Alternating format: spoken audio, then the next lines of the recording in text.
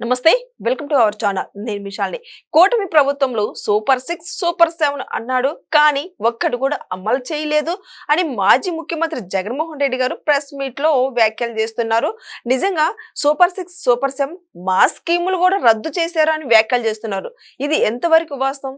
దీని మీద పూర్తిగా విశ్లేషించడానికి మనతో స్టూడియోలో ఉన్నారు పొలిటికల్ అనలిస్ట్ శ్రీలీల గారు ఉన్నారు. వారి విషయాలను తెలుసుకునే ప్రయత్నం చేద్దాం. నమస్కారం మేడం. నమస్తే అమ్మా. మేడం, ఈ రోజు జగన్మోహన్ రెడ్డి గారు ప్రెస్ మీట్ ఎన్నో అంశాలు అయితే లేవనెత్తారు. కానీ ముఖ్యంగా కూటమి ప్రభుత్వం మీద రాష్ట్రానికి అప్పులు పాలు చేసి పెట్టారు. ఎవరు సెల్ఫ్ డబ్బాలు వాళ్ళు కొట్టుకుంటున్నారు. సూపర్ 6 అన్నాడు, సూపర్ 7 లేదు. వాళ్ళ స్కీములు కూడా రద్దు చేశారు. ఇటు రైతులు తీవ్రంగా ఇబ్బందులు పడుతున్నారు, రైతుల్ని ఆదుకోవట్లేదు అని ఈ రకంగా విపరీతంగా మాట్లాడుతున్నారు. నిజంగా జగన్మోహన్ రెడ్డి చేసిన గత 5 సంవత్సరాల్లో ఏ విధంగా ఉంది, ఇప్పుడు ఏ విధంగా ఉండబోతుంది అంటే ఏం చెప్తారు మీరు? ఇప్పుడు ఆయన 11 ఎందుకు వచ్చినాయి అని అడగాలి ఫస్ట్ జగన్మోహన్ రెడ్డి గారిని. ఎందుకు వచ్చినాయి ఆయన చెప్తే ప్రజలు ఎలా గిఫ్ట్ ఇచ్చారు జగన్మోహన్ రెడ్డికి, రిటర్న్ గిఫ్ట్. ఆయన 5 సంవత్సరాల పరిపాలనలో ఎంత ఘోరంగా రాష్ట్రాన్ని ఇబ్బందులు పాలు చేశాడు, ఎంత ఘోరంగా ఆర్థిక వ్యవస్థని దెబ్బతీశాడు, ఎంత ఘోరంగా వాళ్ళ కిరాతకమైన దోపిడీని కొనసాగించారు. అందరికీ తెలుసు కదా ఎందుకు వచ్చినాయి. 150 నుంచి 151 నుంచి 11కి ఎందుకు పడిపోయాడు, 11 రెడ్డి అని ఎందుకు పేరు తెచ్చుకున్నాడు. మరి 11వ ఎమ్మెల్యే మాజీ సీఎం అంటానికి కూడా ఇష్టపడట్లేదు ఆయన్ని. ఏదైనా సీఎం అంటే ఒక హోదా ఉండాలి, ఒక హుందాతనం ఉండాలి, వాళ్ళు గత చరిత్ర మంచిదై ఉండాలి, మంచి పరిపాలన అందించుంటే ఇదిగో మంచి పరిపాలన అందించాడు ఈయన మాజీ సీఎం అని చెప్పుకోవడానికి అర్హత కలిగిన వ్యక్తి అనుకోవచ్చు. ఈయన దగ్గర ఏం అర్హత ఉంది? తల్లి చెల్లిని బయటికి గెంటేయడం, బాబాయిని గొడ్డలతో వేసేయటం, ఇయే కదా రాష్ట్రాన్ని దోసేయటం. ఇది ఈయన అర్హతలు. మరి ఇలాంటి వ్యక్తి వచ్చి ఒక ప్రెస్ మీట్ పెట్టి ఇలాంటి స్టోరీలన్నీ చెప్తుంటే ఆహా ఓహో నేను నా పరిపాలన అంతా ఇంత కాదని, మరి నీ సెల్ఫ్ డబ్బా నువ్వు కొట్టుకుంటున్నావు. ఇప్పుడు నీ పరిపాలన గురించి నువ్వు చెప్పుకుంటున్నావు, మేం చెప్పాలి నీ పరిపాలన గురించి. ప్రజలమే, ఆంధ్ర రాష్ట్ర ప్రజలుగా మేం చెప్పాలి మీరు ఏ విధమైన పరిపాలన అందించారు, ఏ విధంగా మీరు ఆ రోజున ముఖ్యమంత్రి హోదాలో ఉండి కార్యక్రమాలు ఏ విధంగా వెలగబెట్టారో మేం చెప్తే మీరు అప్పుడు ఓహో ఆహా అని ఇదిగో నన్ను పొగుడుతున్నారని చెప్పుకున్న అందం. ఈ రోజున నేను ఎలా పరిపాలించాను, ఈ రోజున వీళ్ళ పరిపాలన ఎలా ఉందని నువ్వుగా చెప్పాల్సింది ప్రజలు చెప్పాలి. మీరు ఎంత దోచుకున్నారో తెలుసు. ఇంకా ఏదో చాలా మాటలు మాట్లాడినట్లున్నాడు అతను. ఆ కరోనా టైంలో కొంత అప్పు అయితే రాష్ట్రానికి, ఇప్పుడు 2024-25 నుంచి చంద్రబాబు నాయుడు గారు ఎంత అప్పు చేశారని చెప్తున్నాడు. జగన్మోహన్ రెడ్డి గారు స్క్రిప్ట్ పెట్టుకొని చదువుతారు కదా ఇవన్నీ. ఆయనకు లెక్కలు రావు. ఆయన తెలుగులో వీకు, హిందీలో వీకు, ఇంగ్లీష్లో వీకు, లెక్కల్లో కూడా వీకు. మరి ఇలాంటి వ్యక్తి ఏ విధమైన లెక్కలు చెప్తాడు? ఆయన ఏం చేశాడు? కరోనా టైంలో అప్పులు దేని తెచ్చాడు? పారాసెటమాల్ టాబ్లెట్స్ కోసం, బ్లీచింగ్ పౌడర్ కోసం తెచ్చాడు అప్పులు. అందుకే తెచ్చాడు అనుకోవాలా? అంతకుమించి ఆయన ఏం చేసింది లేదు.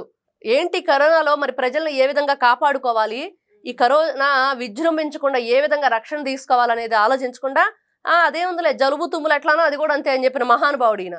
మరి ఈయన మాట్లాడతాడు కరోనా అప్పులు ఎందుకు తెచ్చాడు, దేనికోసం తెచ్చాడు. ఇవన్నీ కూడా చెప్పుకోవటానికి నీకు బాగుండొచ్చు, వినటానికి మాకు బాగాలేదు, అస్సలు బాగాలేదు.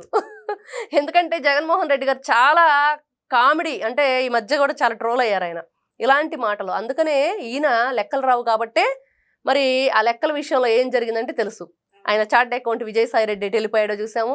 ఆ తర్వాత ఆయన్ని ఎందుకు పంపించారంటే జగన్మోహన్ రెడ్డి గారికి లెక్కలు రావు, ఇటు సజ్జల రామకృష్ణారెడ్డి ఇంకోహరా మరి దోచుకోవటానికి, వీళ్ళు దోచుకున్న దాంట్లో వాళ్ళు దోచుకోవటానికి మరి ఈయన అడ్డైపోయాడు విజయసాయి రెడ్డి. ఈయన సీఏ కదా కాబట్టి ఈయన సైడ్ చేసేసారు. ఇలాంటివన్నీ జగన్మోహన్ రెడ్డి గారి మరి గతంలో మనం చూసాం. ఆ డబ్బులు కట్టలు ఏ విధంగా లెక్క పెట్టేవాళ్ళు, ఇది ఇంత అంటే ఒకటి, ఇంత అంటే ఒకటి అని చెప్పేసి ఏదో ఇన్ని లక్షలు అని చెప్పేసి. మరి ఈయన మాట్లాడతాడు 10,000 1,100 అంటాడు. ఇలాంటివన్నీ వింటున్నప్పుడు చాలా హాస్యాస్పదంగాను, నీకు లెక్కలు రావని తెలుసు. ఈ రోజున మీరు అప్పు ఎంత చేశారంటే నువ్వు రాష్ట్రం కోసం చేసింది కాదు, నువ్వు దోచుకున్నది ఎంతో చెప్తే 12 లక్షల కోట్లు. అది అందరికీ తెలిసిన విషయం, అది చెప్పాలి కదా. ఈ రోజున 3,31,000 కోట్లని మీరు చెప్తున్నది రాష్ట్రం కోసం ఏదో తెచ్చామని. కానీ మీరు రాష్ట్రం నుంచి ఎంత దోచుకున్నారు, రాష్ట్రం పేరు చెప్పి, ప్రజల పేరు చెప్పి, సంక్షేమ పథకాల పేరు చెప్పి, ఇవన్నీ కూడా చెప్పాలి మీరు. కాబట్టి ఈయన అదేదో సినిమాలో వాడు సూట్ కేసు బరువు ఇలా చూసేసి ఈ ముక్క నేను లెక్కెట్ట ముందు చెప్పాలని ఏదో చెప్తాడు. అట్లాగే జగన్మోహన్ రెడ్డి గారికి లెక్కలు రావు అనేది వాస్తవం. ఆయనకి ఏ భాష కూడా సరిగ్గా రాదు. స్క్రిప్ట్ పెట్టుకొని చదువుకొని ఈ రోజున కూటమి ప్రభుత్వం గురించి మీరు మాట్లాడుతున్న మాటలు కనీసం నేను జగన్మోహన్ రెడ్డి అని చెప్పాలన్నా ఆయన స్క్రిప్ట్ చూసుకోవాలి. మేడం ఇటీవల మన ఏపీలో తుఫాను వల్ల తీవ్రంగా రైతులు ఇబ్బంది పడ్డారు. రైతులకి అసలు ఆదుకోవడమే లేదు, వాళ్ళకి కనీస సబ్సిడీ కూడా ఇవ్వలేదని మాట్లాడుతున్నారు. ఎంతవరకు వాస్తవం అంటారు? దాని గురించి పూర్తి ఆ వివరాలు ఆ జిల్లా కలెక్టర్లు అందరూ సేకరించారు. దానికి సంబంధించిన ఏదైతే ఆ తుఫాను ప్రాంతం ఏదైతే ఉందో ఆ ముప్పు ప్రాంతం, అక్కడ అన్ని సౌకర్యాలు వాళ్ళకి కావలసిన ఏదైతే దానికి సంబంధించిన డబ్బులు అవి జమ అవటము, దానికి సంబంధించిన ఏదైతే వీళ్ళు డాక్యుమెంట్స్ ఇవ్వాలి అవి కూడా ఇవ్వటం అవన్నీ జరిగింది. ఎందుకంటే మేము కూడా రైతులమే, ఆ డాక్యుమెంట్స్ ఏవైతే సబ్మిట్ చేయాలన్నారో అవన్నీ కూడా బ్యాంకులో సబ్మిట్ చేశారు, అవన్నీ కూడా రావటం జరిగింది. ఎక్కువ ఎవరు నష్టపోయారు అనే దాని మీద ఆ రోజున అన్ని విషయాలు వాళ్ళు క్లియర్ చేసేసారు ప్రభుత్వం. కానీ జగన్మోహన్ రెడ్డి గారి బాధ ఏంటంటే ఈ రోజున రైతులు ఎవరో కూడా ఈ రోజున మాట్లాడట్లేదు. చాలా ప్రశాంతంగా పంటలు పండుతున్నాయి, మద్దతు ధర లభిస్తుంది, వాళ్ళ యొక్క జీవనం ప్రశాంతంగా కొనసాగుతుంది. ఈ రపరప బ్యాచ్ వస్తేనే భయం. జగన్మోహన్ రెడ్డి గారు ఏ పెళ్లికో పేరంటానికో వెళ్ళారంటే అక్కడ కూడా రపరప అంటారు, రక్తంతో హోళీ అంటారు. ఇలాంటి కార్యక్రమాలు ఎందుకు చేస్తున్నారు మీరంటే సమాధానం చెప్పరు. మరి ఇలాంటి వ్యక్తి వచ్చి ఈ రోజున రైతుల గురించి ఆ రోజున మనం చూసాం, ఏదైతే పొదిలి పొగాకు రైతులను ఏదో పరామర్శిస్తున్నానని చెప్పి జగన్మోహన్ రెడ్డి గారు ఒక ప్రోగ్రాం పెట్టుకుని వెళ్ళి మరి అక్కడ మహిళలు మరి పోలీసులు అందరూ కూడా భారీ ఎత్తున అప్పుడు జగన్మోహన్ రెడ్డి గారిని వెనక్కి వెళ్ళిపోమని చెప్పేసి అమరావతిని వేసే రాజధాని అని చెప్పి మాట్లాడిచ్చాడని అక్కడ బ్లాక్ బెలూన్స్ పెట్టుకుని వాళ్ళంతా నిరసన వ్యక్తం చేస్తే ఈయన కాన్వాయ్లో రాళ్ళు చెప్పులు కర్రలతో వచ్చి పోలీసులు తలల బగిలిని మహిళల తలల బగిలిని ఈయన మాట్లాడాలి రైతుల గురించి.